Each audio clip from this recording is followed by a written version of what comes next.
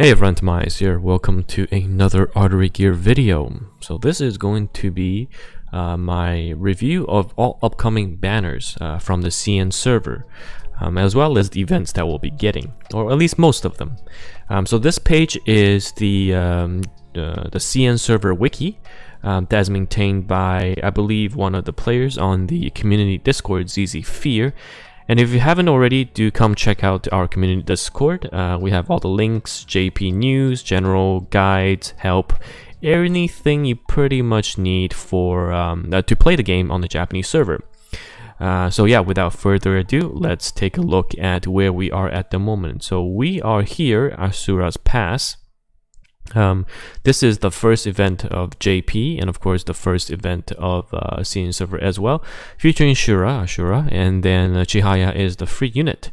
And then after that, I think we do get a 1 week break after the event. So I'd be curious to see if the Japanese server does give that 1 week break to the Japanese server as well. So we'll have to see. So after Ashura, and of course you can access all these units here. So here's Ashura, a very good unit. I meant to do a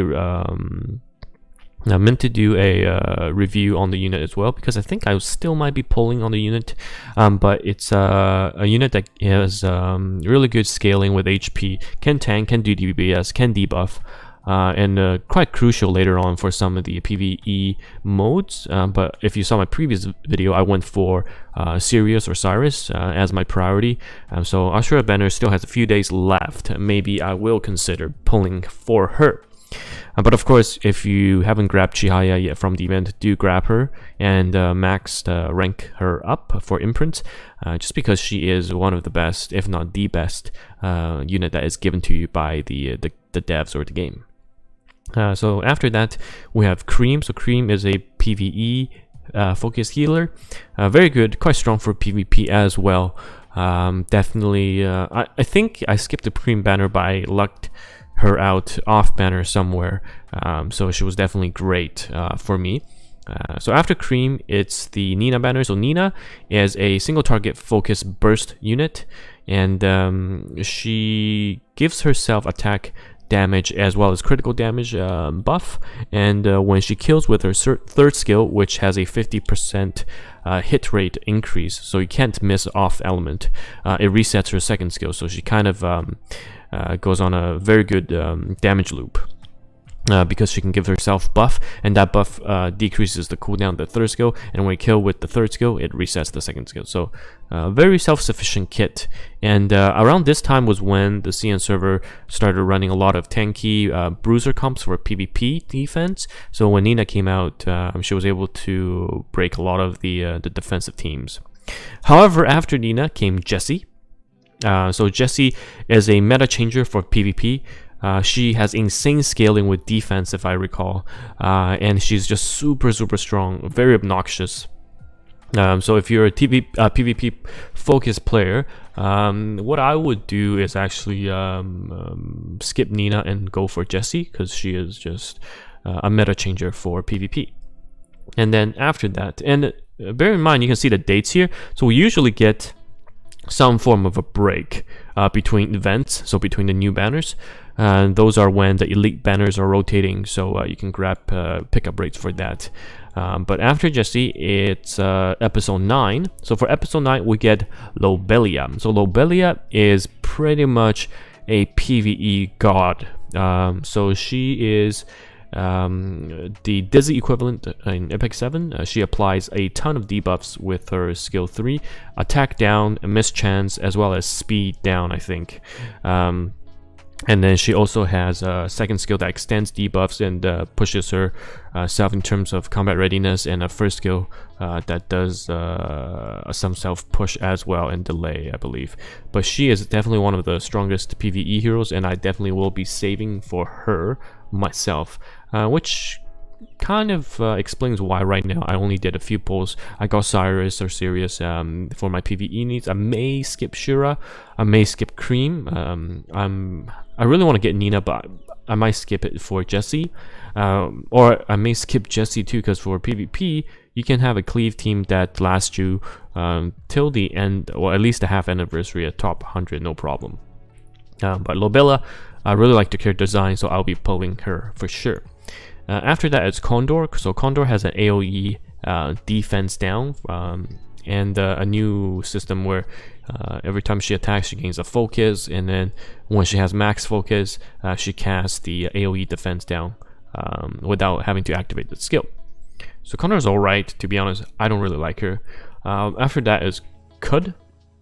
So she counters when she gets critically hit, and I think I'm pretty sure this is based off of ML Can.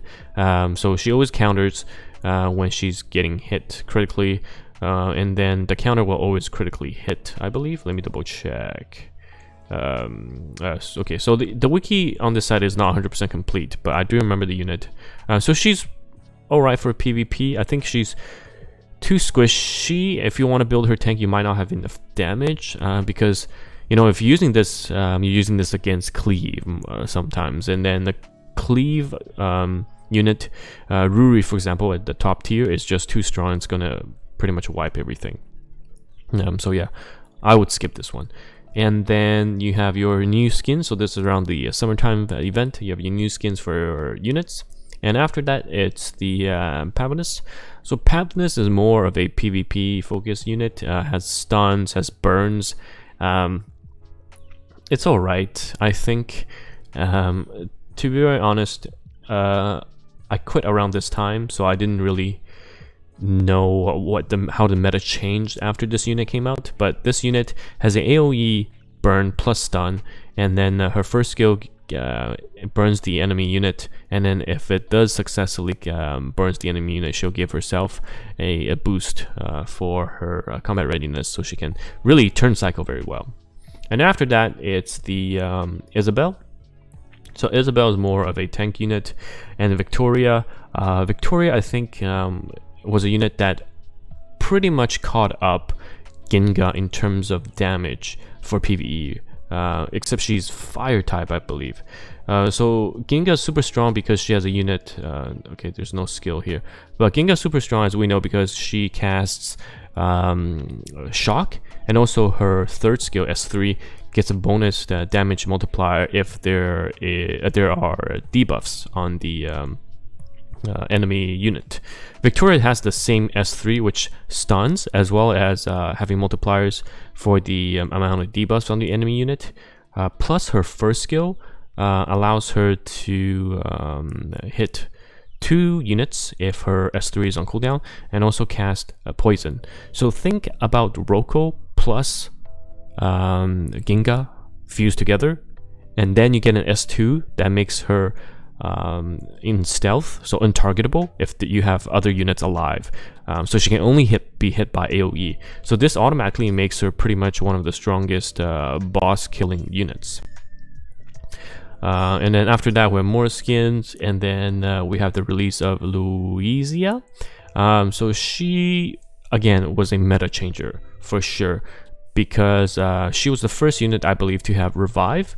And she will revive a unit and give the unit invincibility, and if the unit doesn't you can also cast the third skill without casting invincibility, but she also has some form of built-in push to make her turn cycle faster, and just a very strong healer, and definitely a PvE and a PvP unit to bring that extra security no matter what composition you're running. And then lastly, our latest banner on the CN server for half anniversary is Yuri. So Yuri was made to basically counter AoE speed teams, so TimaeuSS, because anytime the enemy team casts a non-attack skill, she casts herself an extra turn mechanic, so she takes a turn right after. So let's say your Timmy pushes or your Alice pushes, she gets to go, not the person you just pushed. And then after that, she gets to AoE, and it's always cast in the elemental advantageous damage, so you know that's going to hit very hard. And if you are fighting against a cleave team, they're not going to be strong enough to withstand that damage. So Yuri's definitely, as more people get her, going to turn the meta, I feel, into more of a counter cleave and more of a bruiser type of fight, because if you're fighting against cleave, just bring Yuri. So that's pretty much it. All the banners that have been released so far in CN, and after Yuri, CN does have a collab banner, which should be Altelia or Atelier. I'm not sure about the game, but yeah, it's basically the Alchemist game. So that is the collab, which you'll get 1 unit for free and then 2 units you can pull for. But I'm assuming JP will follow this schedule, because we just had Ashura, and of course we got Chihaya, and then the elite banner we had Melvis, and then followed by Sirius. So it looks like we're gonna follow this schedule, and maybe it'll be rushed, maybe it won't. We'll have to see. So if you enjoyed this video, please do leave a comment and subscribe, and I'll have more goodies for you in the upcoming days.